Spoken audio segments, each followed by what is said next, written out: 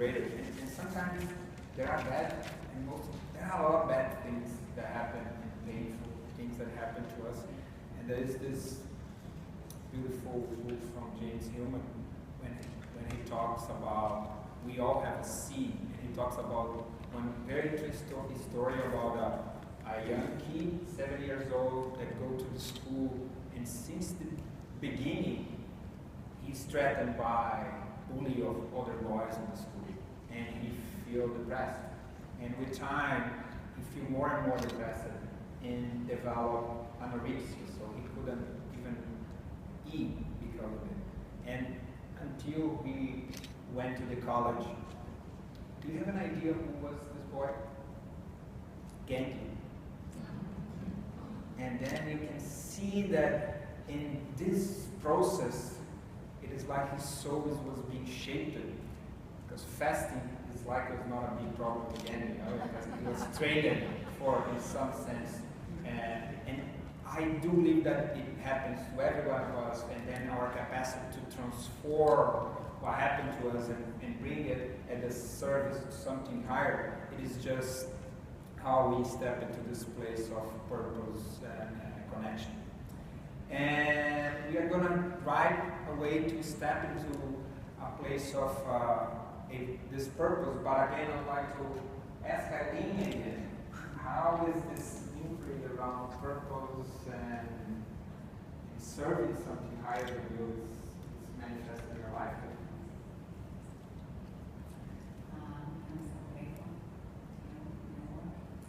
I was thinking about, just going back for 1 second, about my childhood. So part of my coping strategy was to keep myself on the outside, but also to just shut down and to space out. When we started to do the purpose work, it became very clear to me that one of the first exercises we did, I remember sitting in a chair and we were embodying our purpose in some way. I can't remember exactly how the exercise went, but I remember feeling like my purpose had to go, I was like wiggling my toes. My purpose had to do with being fully in myself, in my body somehow. And so, sort of following that thread, I remember that, I could feel this sense of like rightness, or I was feeling my purpose. I began to kind of recognize the feeling of it. And so I established this purpose chair in my house. And so I sit in my purpose chair in the morning, and it helps me to know where I belong or what I need to do, and it's sort of an embodied sense of my purpose.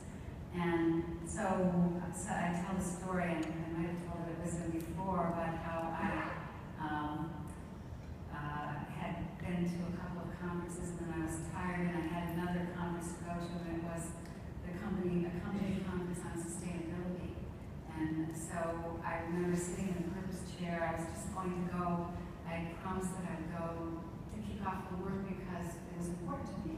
And so I was just going to go for a few hours, but sitting in my purpose chair, I felt, oh, this is me, this is what I have to do. And I packed my bags and went the whole 4 days.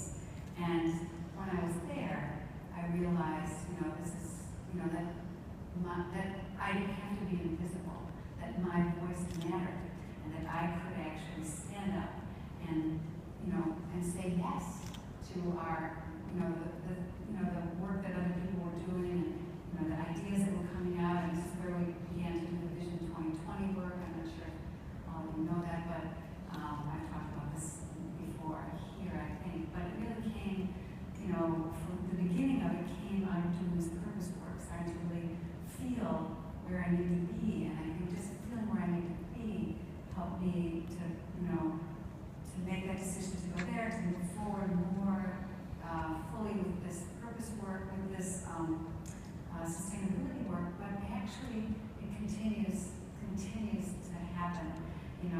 Marcelo has helped me get more into the center of the company, and really, we're in the process of shifting the company to being much more purpose-driven, to really look at the whole of why are we doing what we're doing. We're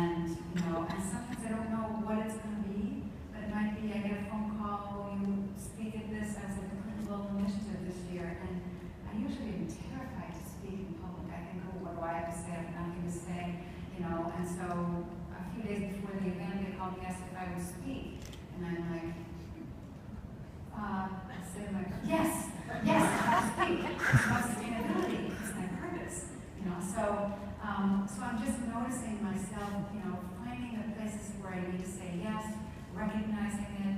You know, it's a whole embodied thing. I still am not as clear as Marcelo that I can say what exactly my purpose is, but I can feel the rightness. I can feel when I'm doing it. That's why right now I'm so passionate about the Learning Lab and the Embodiment Lounge. And if any of you are around and haven't been to the Embodiment Lounge, please come, because what's coming up for me is around this purpose work, that it really is how we show up, how we, you know, come into ourselves. And that's when we know, yes to our purpose. And